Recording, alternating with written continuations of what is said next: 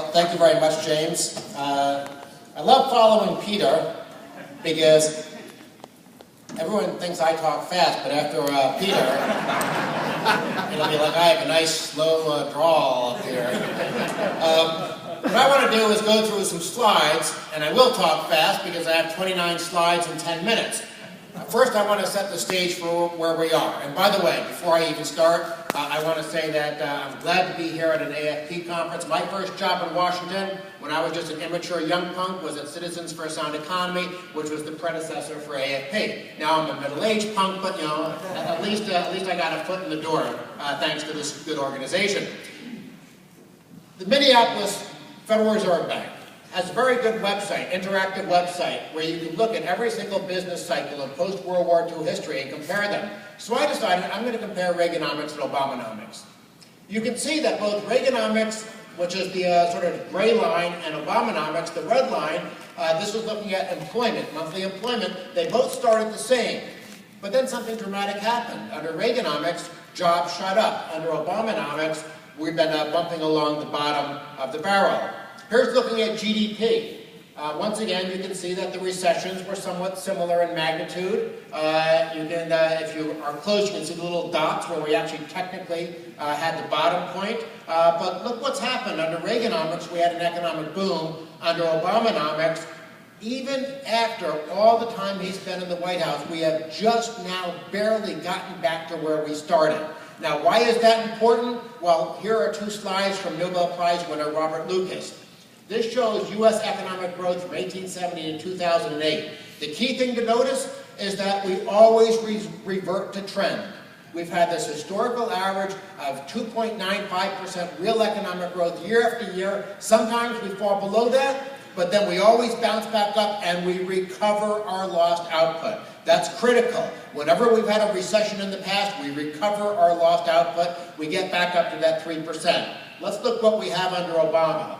The blue dots are the actual real-world data. The green line is that trend line.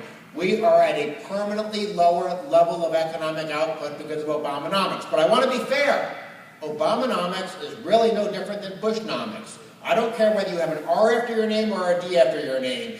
Bush was doing no bureaucrat left behind, the corrupt foreign bills, the pork-filled transportation bills, the Medicare prescription drugs, the bailout. Obama comes into office promising hope and change. He does exactly the same thing. The so-called stimulus, Obamacare, more bailouts of his own. That's the problem. We've had a bipartisan push for bigger government. We are on a track to become Greece. And this sort of just goes through some of the bad news about what's happened under Bush and Obama. The key bullet point is the last one. When Bill Clinton, God, I never thought I would look back fondly upon his administration, but when he left office, the federal government was only spending 18.2% of GDP. I say only.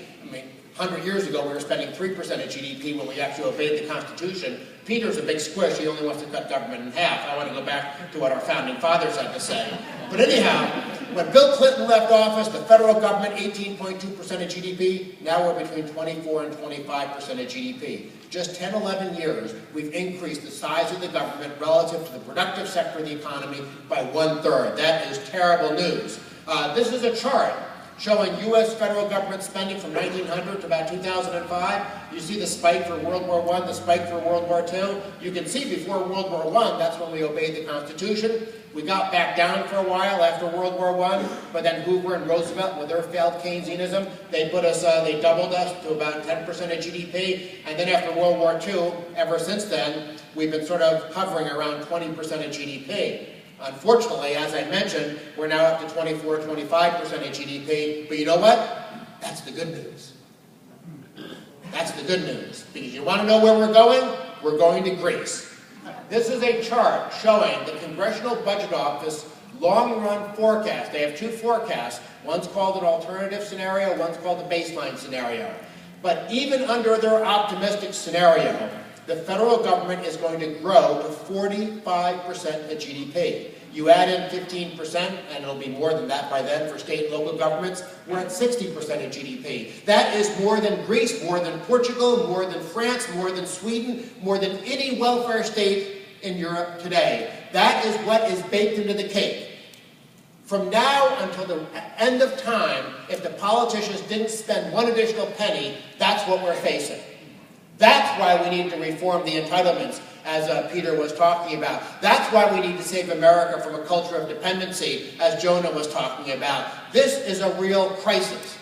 This is Greece, but 20 years later. And by the way, Greece is going to be Italy and Spain as we talk, France and Belgium 5 years from now. So there's just a whole bunch of dominoes of big government welfare states collapsing. I don't want America to be in that row of dominoes. I don't know if you can see this cartoon well, but I actually had an intern from Italy, who of course is very familiar with the collapse of the welfare state, drew me two really good cartoons that I think sort of get across the point Jonah was making. When the welfare state begins, it seems like a good thing. You have only a few people, a handful of genuinely needy cases riding in the wagon, and lots of taxpayers pulling the wagon. But what happens over time as politicians learn to buy votes by spending other people's money? The welfare state, the wagon, suddenly becomes a big party. More and more people are riding in the wagon, and fewer people are pulling the wagon. I just did a blog post this afternoon where I looked at Greek government employment, just to give you an idea of getting more people to ride in the wagon. In 1980, Greece had about 300,000 government workers. Now they have about 750,000 government workers. That's a huge increase, well above 100%, at a time when their population increased 16%. So when you're talking about the people riding in the wagon, it could be welfare recipients, it could be people retired, living off the government. You can do that as young as age 48 in Greece. It could be government workers. The point is, in Greece, a majority of the population is riding in the wagon. So what do you think are the odds that the Greek voters will ever decide they need to roll back the welfare state when a majority of them have their snouts in the public trough?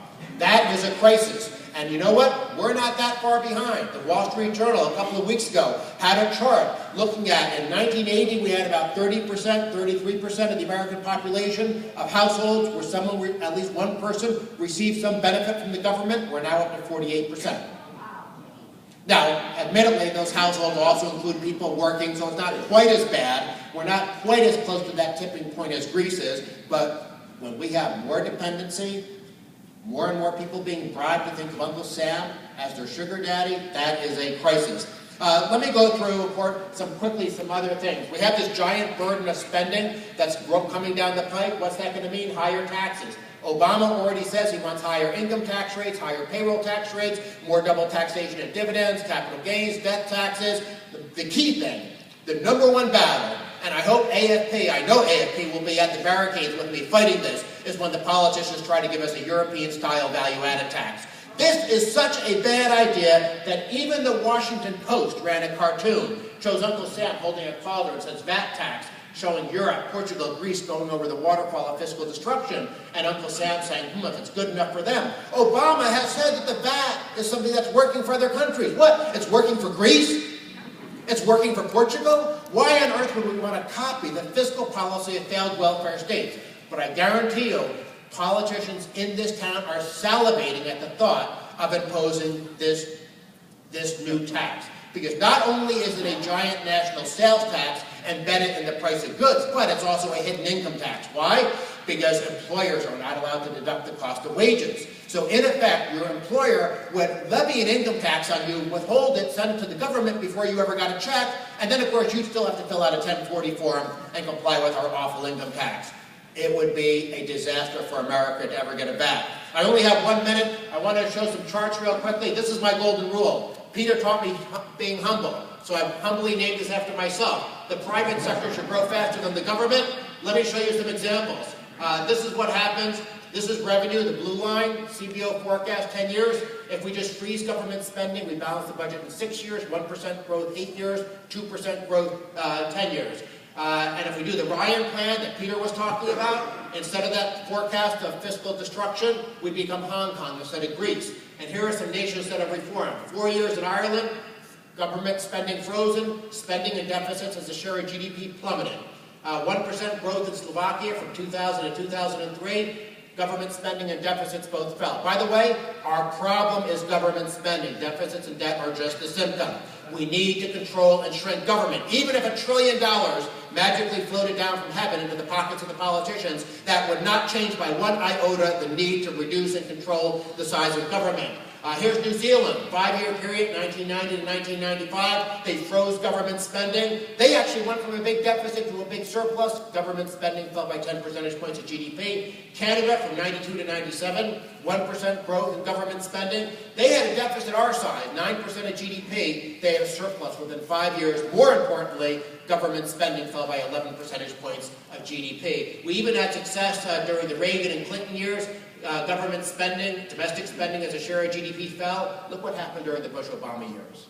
That's our fiscal crisis now. Under Bush and Obama, government domestic spending, the stuff that we shouldn't be doing, increased by 5.7 percentage points of GDP. Here's the numbers in inflation-adjusted dollars. You can see over $100 billion a year annual increase in government domestic spending alone under Bush and Obama.